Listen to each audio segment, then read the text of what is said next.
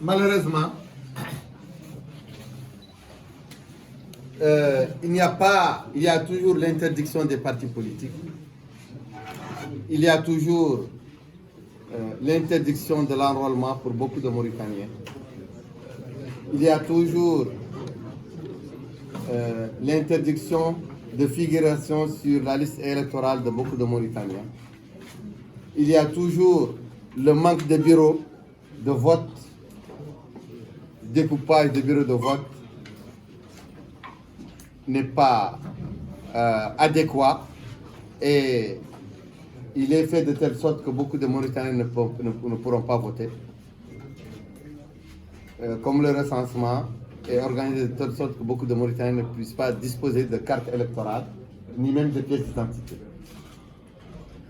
Il y a encore la CENI, qui est une boîte dirigée par le ministère de l'Intérieur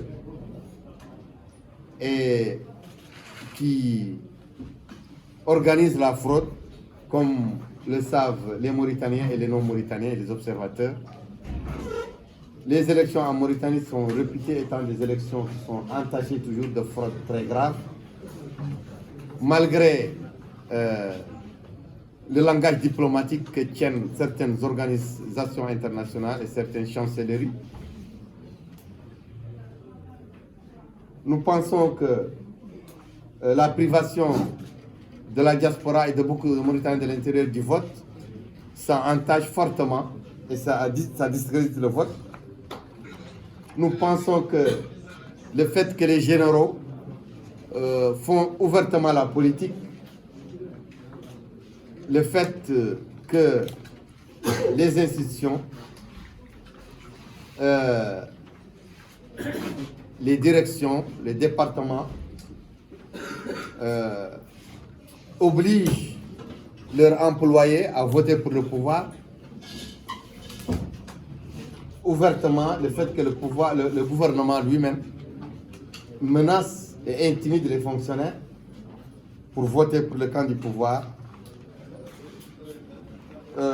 Nous pensons que le manque de code électoral et le manque d'audit des élections, des recensements, du RAVEL, nous pensons que tout ceci milite pour un simulacre, une mascarade électorale. C'est pourquoi nous pensons que la Mauritanie pourrait ne pas supporter le poids d'une énième mascarade électorale. Ce serait lourd de danger que la fraude habituelle suit son cours dans ces élections.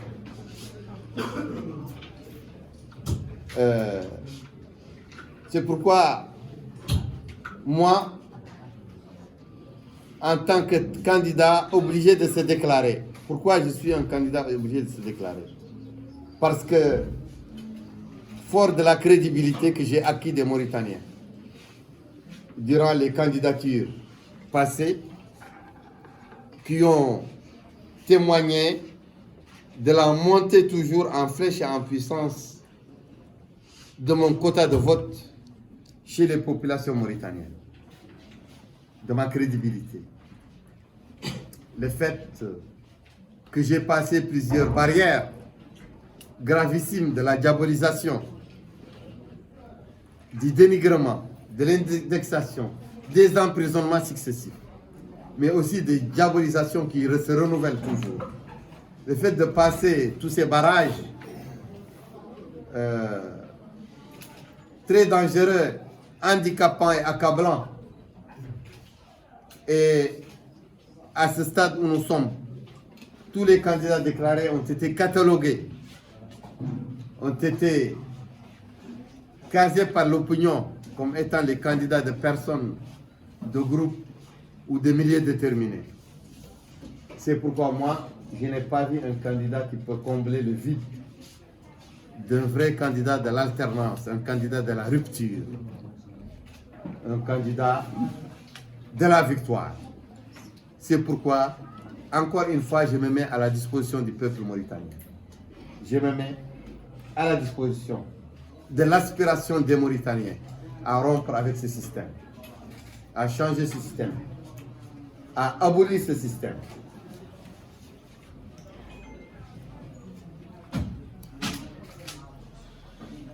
Je déclare donc aux Mauritaniens que le 21 avril prochain, certainement au stade de la capitale, Stade Bouygues, je déclarerai ma candidature. Bien sûr que nous sommes encore toujours dans les conciliables avec les autorités du stade et les autorités mauritaniennes administratives pour qu'elles acceptent cette déclaration de candidature dans le moment donné. Nous sommes conscients de l'enjeu de ces élections. Nous sommes exigeants de la transparence de ces élections. Je lance un appel aux partis politiques mauritaniens de l'opposition pour qu'ils s'organisent pour s'inscrire en faux contre ce statu quo de la fraude qui est imposée par le ministère de l'Intérieur et la CENI. Il faut que les partis bougent. Il faut qu'ils discutent avec ces autorités de la CENI et du ministère de l'Intérieur. Si elles acceptent de revoir leur copie, ça va être salvateur pour la Mauritanie et pour ces élections. S'ils n'acceptent pas, il faut que les partis politiques entrent dans la contestation sur les voies publiques. Et une fois les candidats acceptés par la CENI, par le Conseil constitutionnel, il faut que ces candidats aussi se liguent comme un seul homme avec les partis d'opposition pour, quitte à boycotter l'élection, mais la boycotter en groupe pour refuser ce simulacre, cette mascarade électorale qui risque de menacer la stabilité et l'unité de la Mauritanie, l'existence même de la Mauritanie. Parce que le peuple mauritanien en a marre de la reproduction du système par la fraude, par les mascarades électorales. Voilà, je vous remercie.